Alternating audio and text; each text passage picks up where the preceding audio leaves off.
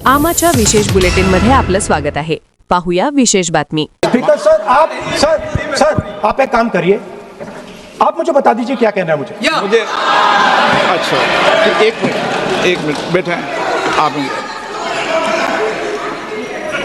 मैं आपका सलाहकार नहीं हूँ, लेकिन एज ए स्पीकर के नाते मेरा ये दायित्व बनता है कि सदन नियम प्रक्रियाओं से चले। संसदेत अर्थसंकल्पीय अधिवेशन सुरू असतानाच दुसऱ्या दिवशी लोकसभेत तीव्र गदारोळ पाहायला मिळाला। विरोधी पक्षनेते राहुल गांधी यांनी भारत-चीन सीमारेषेचा मुद्दा उपस्थित करत मोदी सरकारवर थेट सवाल केले।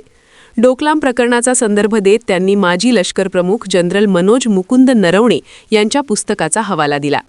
राष्ट्रपतींच्या अभिभाषणावरील धन्यवाद प्रस्तावावर चर्चा सुरू असताना राहुल गांधी यांनी भाषणात दावा केला की डोकलाममध्ये 4 चीनी रणगाडे भारताच्या सीमेत आले होते आणि ते केवळ 100 मीटर अंतरावर होते। एका मासिकातील लेख आणि नरवणे यांच्या अप्रकाशित मेमोअरचा संदर्भ देत त्यांनी ही माहिती सभागृहात मांडली। सरकार हे पुस्तक प्रकाशित होऊ देत नसल्याचा आरोप करत डोकलामशी संबंधित तथ्ये दाबली जात असल्याचेही त्यांनी म्हटले।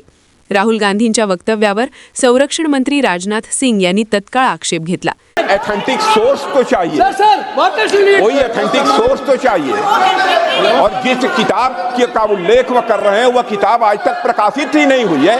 ये उल्लेख कहां से कर रहे हैं मैं ये जानना चाहता हूं। गंभीर आरोप पुराव्याशिवाय मांडता येणार नाहीत। तसेच ज्या पुस्तकाचा संदर्भ दिला जात आहे ते अद्याप प्रकाशित झालेले नाही, असे राजनाथ सिंग म्हणाले। गृहमंत्री अमित शहा आणि सत्ताधारी सदस्यांनीही हस्तक्षेप करत राहुल गांधींच्या वक्तव्याला विरोध केला।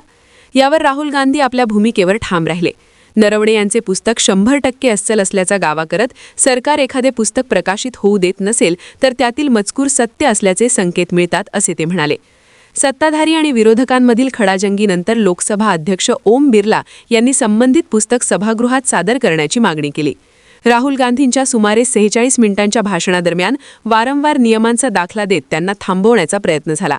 अखेर वाढलेल्या गोंधळामुळे सभागृह काही काळासाठी तहकूब करण्यात आले। आमा चॅनलला लाईक करा, बातमीला शेअर करा, सबस्क्राईब फॉलो करायला विसरू नका।